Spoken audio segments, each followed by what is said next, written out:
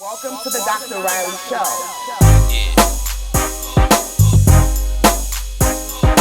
I'm your host, Dr. Reilly.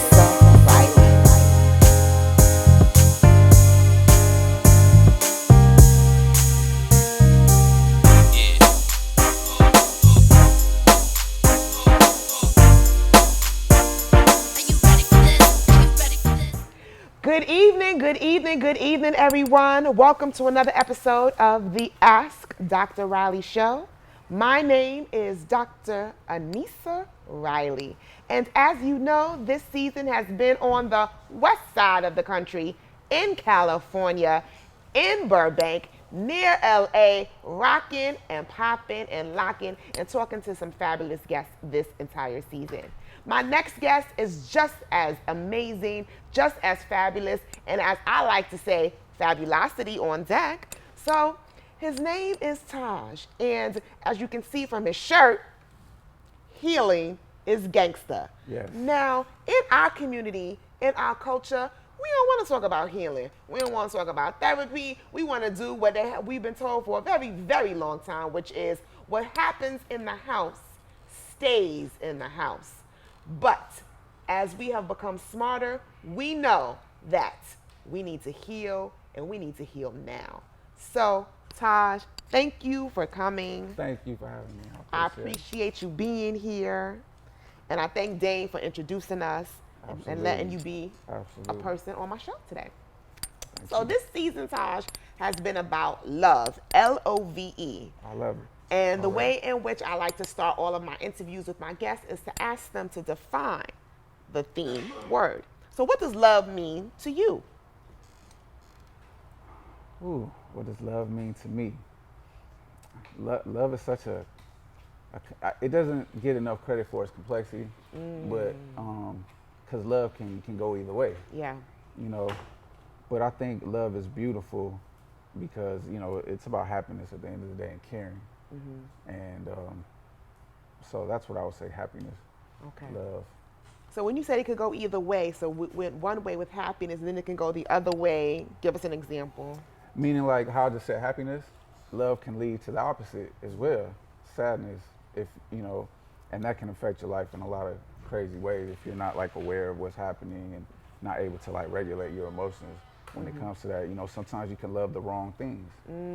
So it could be the perfect type of love, but what you loving is wrong. Okay.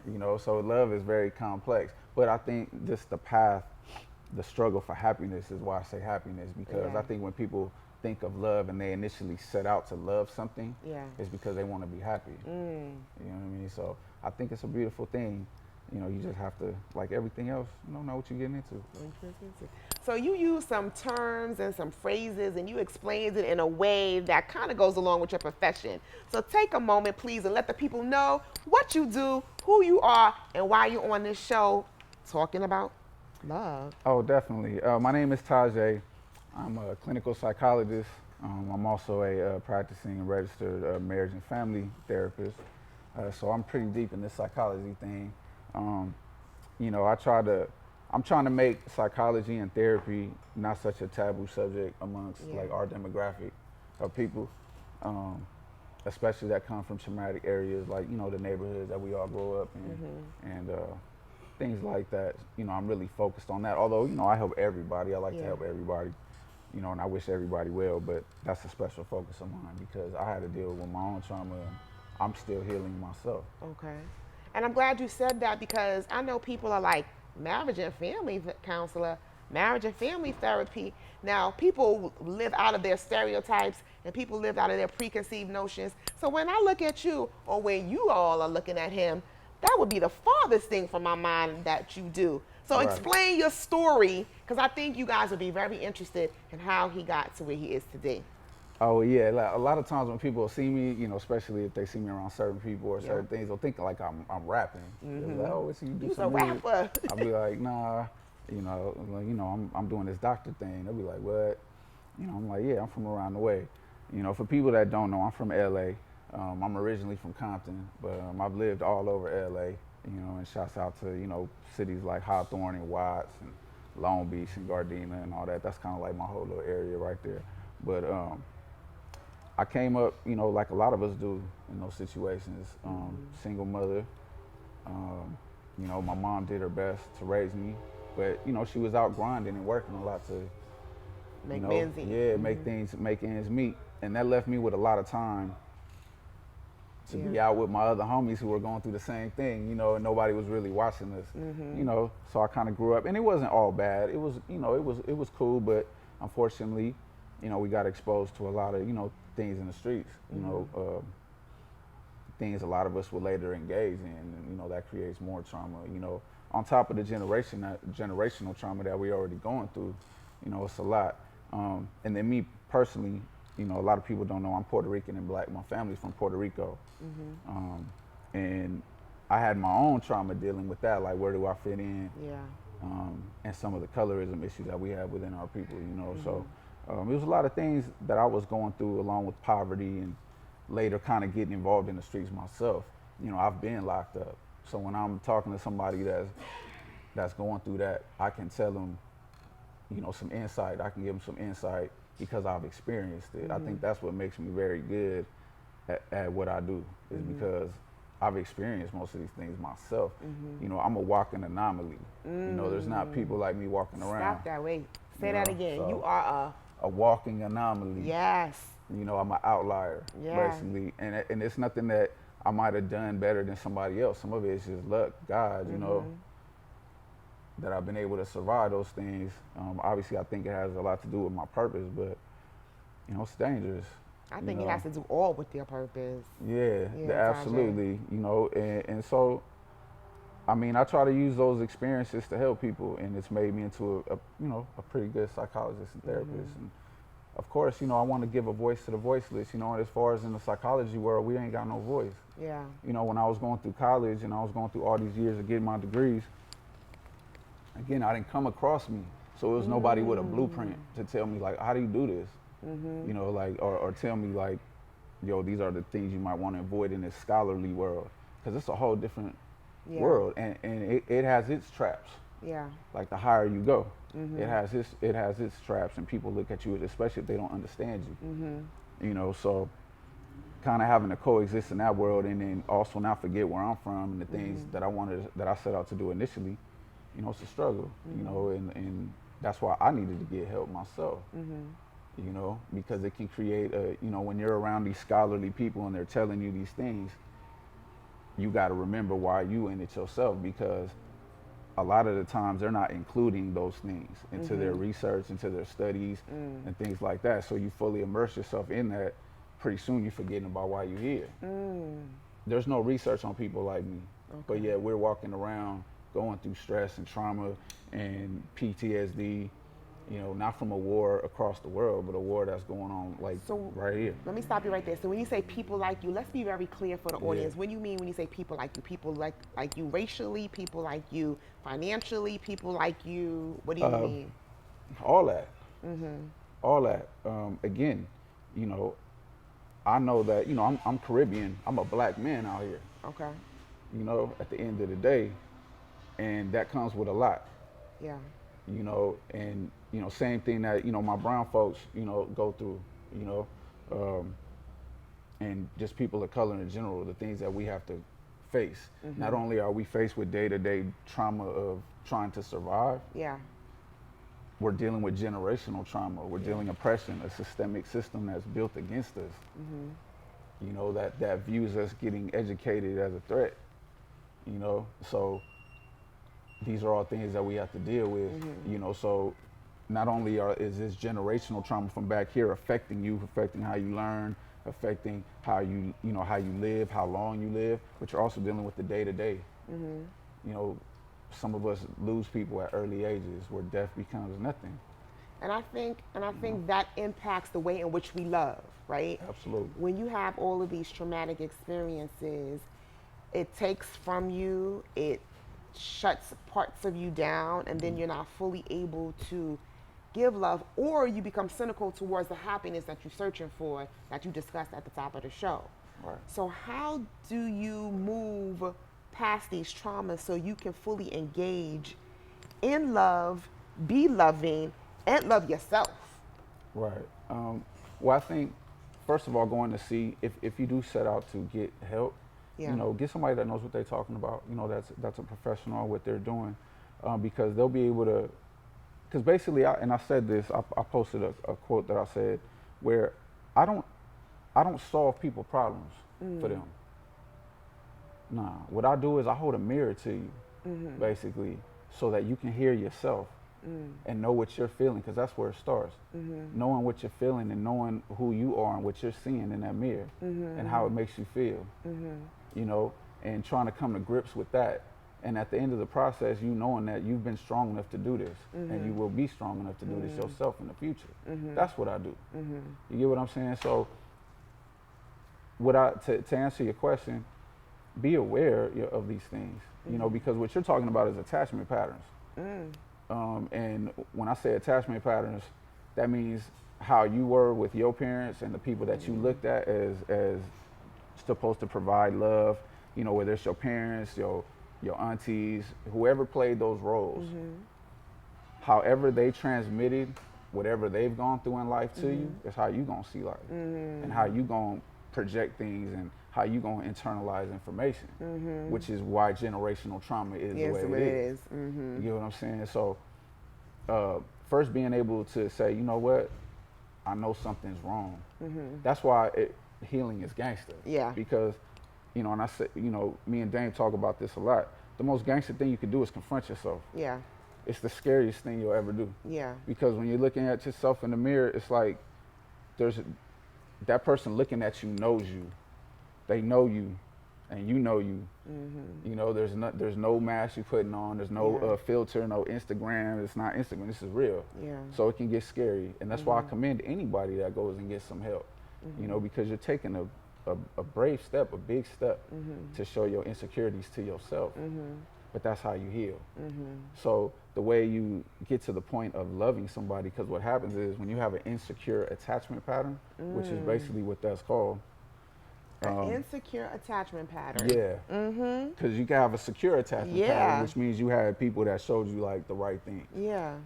Then you can have an insecure attachment, and that breaks down into different classifications, which is like Another show. that's like DSM stuff. But basically, when you get these insecure attachment patterns, it affects just not how you see yourself, but how you are in your relationships. Not just with intimate relationships, but just relationships. Period. If I've been abandoned my whole life and I have abandonment issues, right? What I see a lot is the person that person is with, right? Everybody wants love, so they want it, right? People that have like abandonment issues or traumas, not only do they want the love, but they're scared of it. That's a conundrum. Okay, you want love, but you're scared of it. Yeah. So what happens is they make connections. Yeah. They start falling in love. Yeah. They get attached. And then what happens? They start getting nervous, anxiety. This person's gonna leave. I'm gonna do something that triggers this person to leave. They're gonna find somebody better, you know, or you know, whatever. They don't trust the situation, and it's really them not really trusting themselves and their view of themselves a lot of the times. So what'll happen is they'll self-sabotage. Yeah. They'll do things to cause problems in the situation because now they're scared of getting too attached. Yeah. Because they're anxious. Yeah. They're feeling so nervous about it. So now they're like, oh, I can't handle this, and they just go into self-destruct mode. That's because of past attachment patterns. Yeah. And it's done unknowingly. Absolutely. Right. And that's why I say being aware Yeah. is you know, and that can manifest in different ways.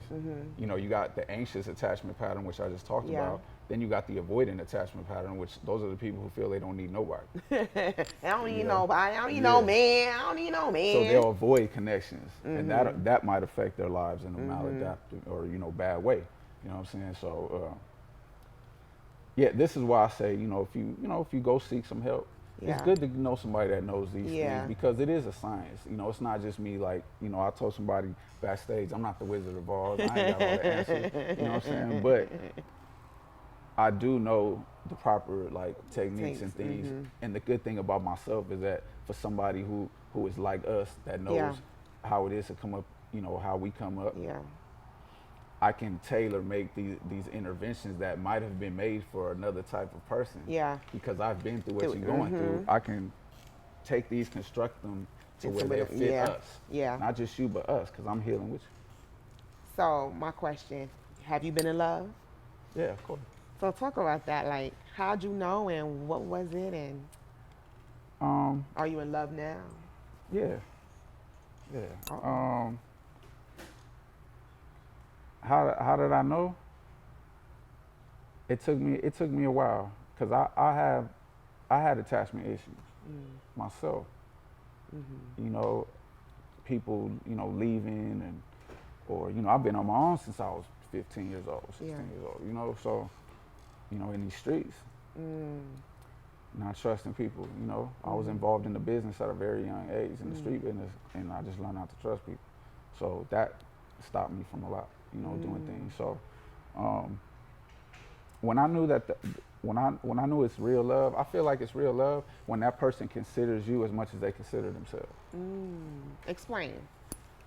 Like, when we're dealing with a situation, not only are you thinking about how it's affecting you, but how it's affecting me, and how it's affecting us. If you got two people that's both thinking like that, it's not going to be much that they can't get through. And every relationship has its ups and downs. Yeah. A perfect relationship doesn't mean not fighting. Yeah. You know what I'm saying? I mean, I want a, you know, a woman that I'm with to be able to sharpen me up, but just know how to do it. Yeah. You know what I mean? Like, respect me as a man and do it. You know what I'm saying? Don't embarrass me on Instagram. You know what I'm saying? Like, you see know, what he did? Yeah, you know, like, if you really want me to, you know, be a better man, then come to me as a woman and say, hey, you know what? Try it like this. And I'm going to respect that and say, you know what? I'm going to try it like that. You know, and I'm going to be this strong man. You're going to be able to be like, I'm proud of this strong man that I helped make. Yeah. You know what I'm saying? And, you know, we need each other. It ain't about, oh, we don't need them or we don't need that. Like, nah, like, we complete each other. So, you know, and that can manifest in a different way. But I think if you complete the person you with, you know, and it's constantly developing. That's the thing about a relationship. It's like you're raising something. It's like how you raise a child, and it changes. You got to change with it. So I was thinking, like, when you were talking, because you made me think about, like, sometimes I think we don't have the language as a people, as a culture, of how to engage in these meaningful, fruitful, healthy conversations that may be a push and a pull. We're so quick tongue, you know, or get out of here. But why do you think that is, that we don't have the language to have those healthy, heated conversations? Well, one of the most common things I see from people that I treat is that they're unable to verbalize what they're feeling. Okay. There's a disconnection between the mind and the body, which is why I tend to work on that connection a lot with people. Just let's connect the mind and the body, because they talk to each other. It ain't just the mind telling the body also talks to the mind. And, you know, we learn this with trauma and PTSD. Yeah. That sometimes if your body's telling you, hey, you know what, this is about to happen, you about to trip. Yeah. If you can be conscious of that, then you can tell now the brain, you're breathing, you're slowing your breathing, and you're talking to your body and you're saying, I'm good. So then the body transmits back, okay, then we straight. Okay. But if you're not aware of that process, you're not gonna be able to verbalize what you're feeling. Okay. You just know there's bad things happening around you, but you don't know why. Okay. So I think that's pretty much the reason why, is people are unable to verbalize exactly how they're feeling. You know, and when you're able to slow things down, you know, you don't talk through emotion, you're able to express yourself better. You know, you're able to consider, like I said, consider the person you're talking to. So you gave a real quick tip. Let's go over that. So you're saying that when you feel it like, when you feel you about to trip, right? Be very, very aware in your body, right? Yeah. And then have your mind say, we are good. So you feel it in your body. You feel it, you feel it, you feel it. And then your mind, yo, we all right. We all right. Yep. So that's really around brain science too, because when you get all hyped up like that, all of the cortisol starts rushing in your body, and cortisol make you, That's a stress hormone. Yeah, that's that stress hormone. And that kills you physically Yeah. kills you too. If that's, again, us that have a lot of trauma, we're hyper vigilant. We stress and So we eating. We just messing things up. So yeah, I mean, it's just awareness, it's breathing. You'll be surprised what just breathing does for you. Like if you just breathe, Yep. that slows everything Slow down. down. You know, now you're telling your body, hey, look, I'm good. Okay. Let me get through this. Let me think through this. All right. So tell us about your love right now.